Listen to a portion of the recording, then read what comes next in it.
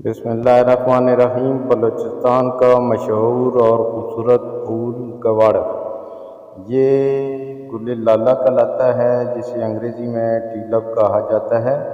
ये एक मशहूर बलूचिस्तान का फूल है। गवाड़ दुनिया भर में अस्पतालों में ज़ेर इलाज मरीज़ों को बेहतर महसूस कराने के लिए उन्हें तोहफे के तौर पर भी दिया जाता है।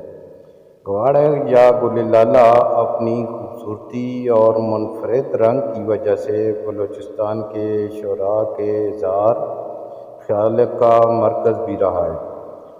मंजूर बलोच ने इस शेर में कहा कि अगर हमारी ज़मीन पर तेज़ बारिशें ना हो तो गवाड़ का खिलना मुमकिन नहीं है। तो ये तेज़ बारिश की निशानी है। ज़रई मुहक्किकीन के मुताबिक आम तौर पर पीले और सुर्ख रंग में पाया जाने वाला ये फूल बलूचिस्तान में मार्च के महीने में बहार की आमद के साथ कुदरती तौर पर खिलता है।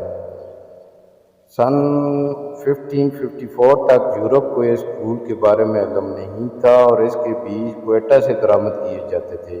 अब जबकि इसको हॉलैंड से हम बरामद कर रहे हैं। मेरी वीडियो एंड होने को है। अल्लाह हाफिज़।